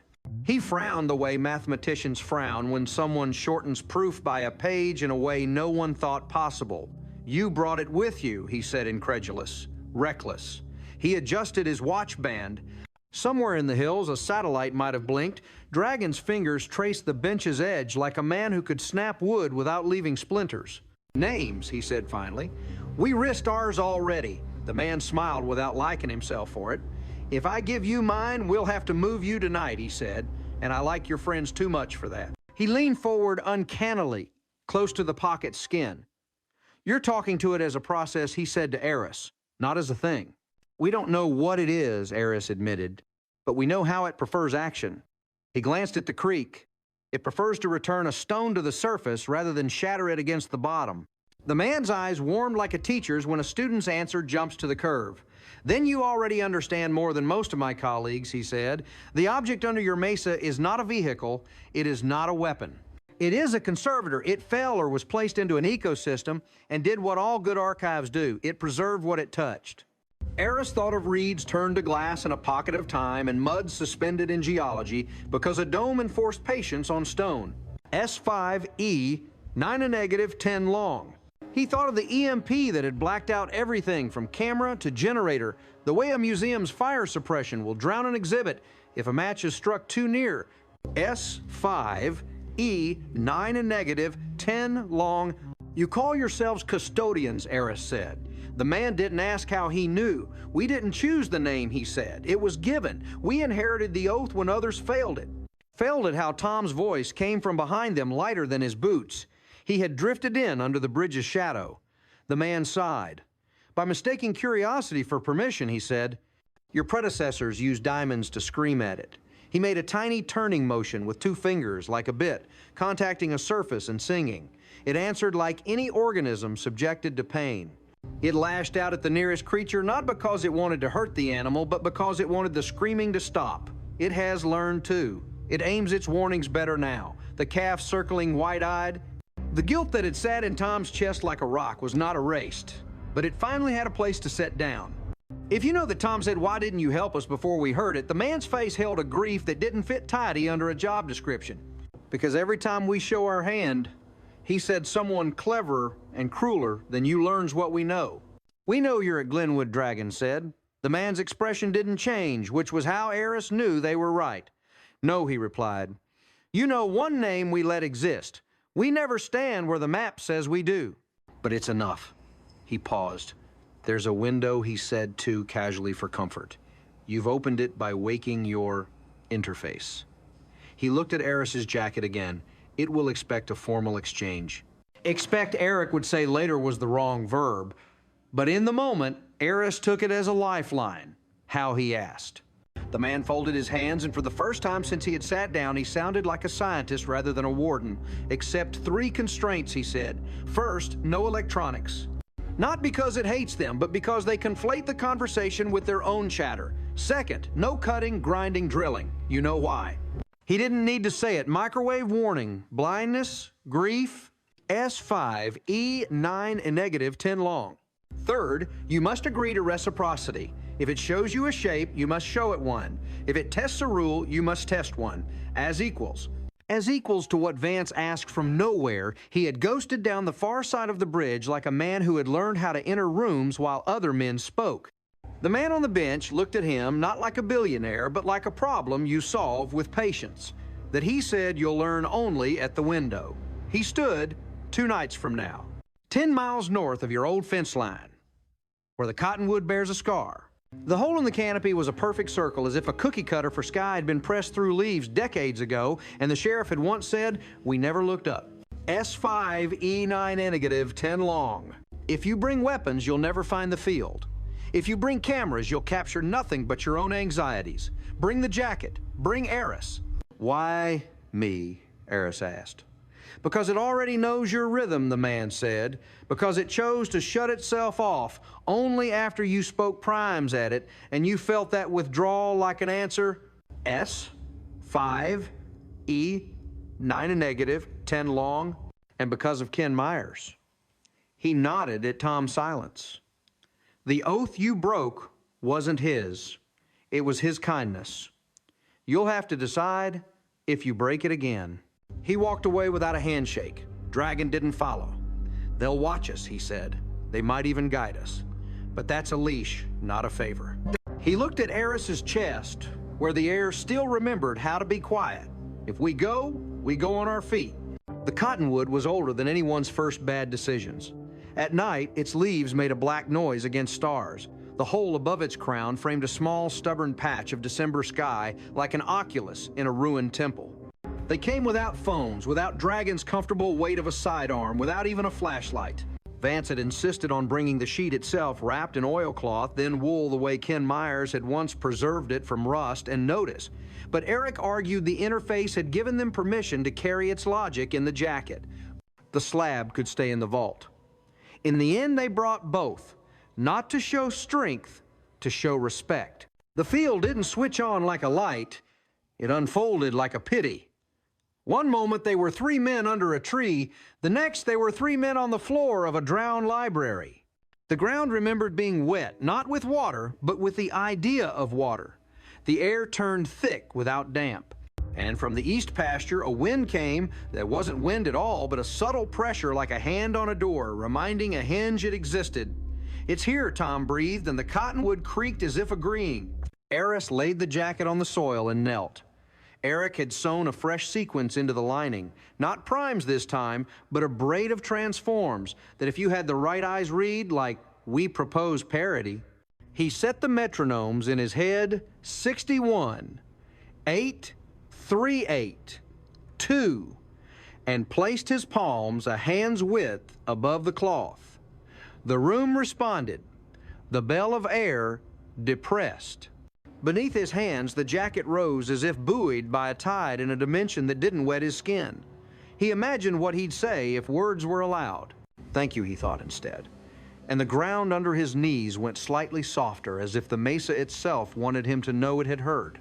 The first exchange was relational.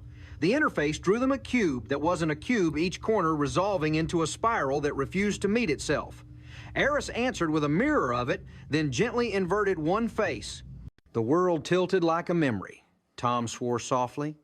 Dragon stood 2 paces off eyes, scanning a horizon that had folded into itself and become very near. He would later say he saw shadows where no men stood, the custodians watching from the good side of an oath. Then it tested them. A vertical plane slid through the clearing, no light, no sound, only a feeling of line. Where it passed through the trunk, the cottonwood shimmered the way a heat mirage trembles above asphalt. When it had gone, the old scar in the canopy seemed fractionally narrower. "It corrected a wound," Tom whispered, voice breaking with a relief he hadn't expected to feel for a tree. Eris mirrored the gesture on the ground, with threads healing a rectangle of soil by lifting a thin mat of debris and laying it back more precisely than fingers could. The plane returned. It paused within the pocket the jacket made. Eris felt attention, polite, probing attention, the way you feel sunlight on your closed eyelids. Then it showed them time, not as a line from then to now, as a braid. In one strand, the swamp burned. In another, someone reached into fire with a hand that was all palm and no skin. In a third, a child that was not a child stood at the edge of water that wasn't water and regarded a sky full of holes with amusement rather than fear. It catalogs, Eric would say later, voice ragged from awe. It preserves relationships between possibilities. In the clearing with breath shallow, Eris understood, with a grief that belonged to their species, and perhaps any that wrote this thing was an archivist. It hadn't come to conquer. It had come to remember us as we were, might be, had been, and other tries. And when men with drills had screamed at its shell, it had done what librarians have always done when drunks wander in with matches. It had protected the stacks. He changed the question, not "Who are you? What do you need?" The answer came as a constraint. It drew the exact geometry of the jacket, every seam, every angle, every cheap compromise, and then nested within it a new pattern Tom thought looked like a spider web, and Eric called an isometry net. 3 loci lit, not in light, but in pressure. One on the jacket, one in the soil, one in a place. The cottonwood's roots remembered south under the mesa's flank. The net implied a loop, a path for something to return along without scraping the world. If they could shape those 3 places correctly, the archivist could open fully without flinging a warning at the nearest herd or darkening an entire valley again. Reciprocity Dragon said under his breath, "We asked for equal footing. It's asking for equal labor." Eris nodded. "We can do the jacket. We can do the soil. The third, he didn't need to finish." The third anchor lay where men with badges had told them to never go again. where a man in a suit had smiled and said the sleeping giant wasn't theirs to wake. S, 5E, 9 and negative, 10 long. Under the mesa, or worse, under the mesa's jurisdiction. They'll never allow it, Vance said flatly, but even as he did, the archivist answered. The bell of air flexed. The third locus shifted, and one strand of the braid brightened elsewhere. Not GATS's main lungs, not the dome shell, a thin, straight vein, a conduit. Eric tasted copper. An old borehole, he said hoarsely. One of ours, in the spoils. He remembered fingers sifting mud and finding a shard that unfolded itself smooth. Once bent the first proof that made the sheriff's story fact, S5, E9 negative, 10 long. It wants that place, he said, where we first dragged its skin into light. They walked the field seam to test the direction. The cottonwoods sighed once, as if relieved to have given them coordinates, and the pocket in Eris's jacket closed like a hand whose palm has just been kissed. Tomorrow, Dragon said. At dawn, tonight, Vance said. He stared at the canopy where the wound looked narrower and licked his teeth like a man thinking about profit and about absolution in the same breath. Every hour we hesitate is an hour they move pieces we can't see. They reached the old spoils pit at a crawling twilight. The mesa's edge glowed the way stone glows when it remembers the sun seconds after the sun is gone. The pit still stank faintly of wet rock and old clay. In the half-light, the impossible green shimmer of jelly looked as if it might still be there, and Tom had to remind his fingers not to reach for ghosts. S5, E9 and negative, 10 long. Eric unrolled a gear bag that was mostly string and humility. He and Eris shaped the ground the way you comb a child's hair when the child is sleeping. Squares laid inside rectangles, edges tuned to quiet. Vance, perhaps for the first time, took orders without speaking them first. Hold this tension that don't breathe just now. Dragon didn't watch the geometry, he watched the ridge. The pocket opened. Not as strong as under the cottonwood, not as gentle. It came with a smell of ozone and something like old paper. The interface hummed inside the jacket. The soil softened enough to accept a hand without dirt under the nails. Eris felt the loop, the third point of the net, and understood in the way a body understands a story, before a mind admits it, that if they succeeded, the archivist would finally draw breath in a way it had not dared since the reeds burned. Ready, he whispered. Ready for what? The voice came from the ridge. It wasn't loud. It didn't have to be. Dozens of men can shout and sound like one. One man can speak softly and wear a helicopter's authority like a coat. The silhouette stepped down the path as if the trail had been built for him. The man in the suit had brought no helicopter this time. He had brought a reasonable pace and a moral fact he was already here. 3 others fanned out behind him, not like soldiers, but like men who believed in their wrists. Not tonight, the man said, as if he were stopping children from pushing a fence over because their ball had flown into a yard with a dog. You'll trigger a recall sequence if you complete that loop. You don't know what returns along that path. We do. That's precisely why we're here. Vance answered, and Eris could feel the temperature in his voice slide toward a kind of courage that looks like arrogance from the far side of a news story. Because you've decided knowing is a private good. The man's smile was almost kind. Because knowing kept your heart beating the last time you trespassed, he said, and will again if you listen. Dragon stepped between Vance and the man the way a firefighter steps between a doorway and a child who thinks the fire is a game. Talk fast, he said. They're tired of being told to wait for grown-ups.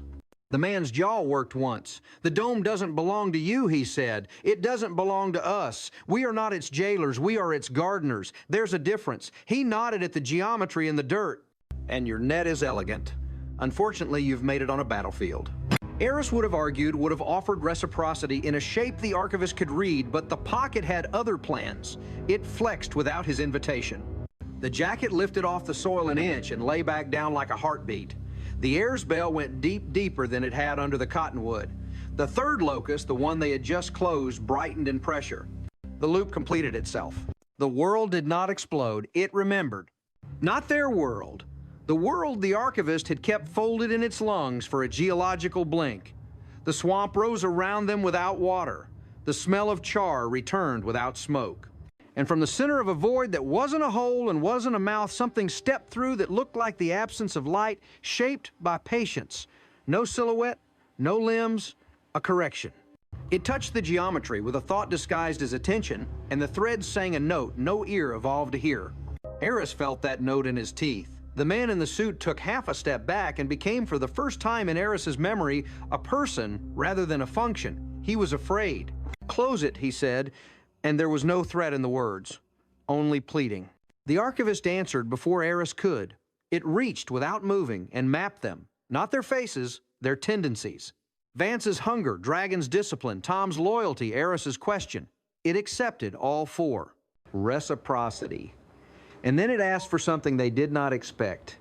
A memory, not of the calf or the rocket, of the oath. Declan Ford's voice belonged to a younger man when it arrived. Decades fell off it and hit the dirt like handfuls of dust. He told the truth he had told once at a table under fluorescent light to men who did not record it, and once at a conference table to Eris and his team when he finally put down the weight of that summer of 1,985. You don't call the Air Force. When the world changes in your ditch, you bury the cow and keep your friend's land safe, and agree never to speak, because the official story will be a lie, and the punishment for knowing will be exile, S5E9 negative 10 long. The archivist tasted the oath and rested.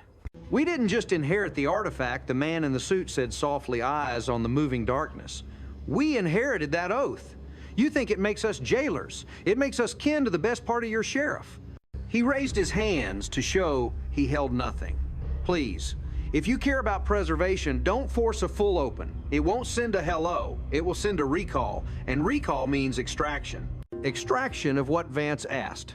"Of the archive," the man said, "of the entire preserved pocket. It will erase a volume of world you'd prefer to keep, not as punishment, as procedure." Eris knew he was not strong enough to make the decision alone. But the archivist did not ask the strongest. It asked the best listener.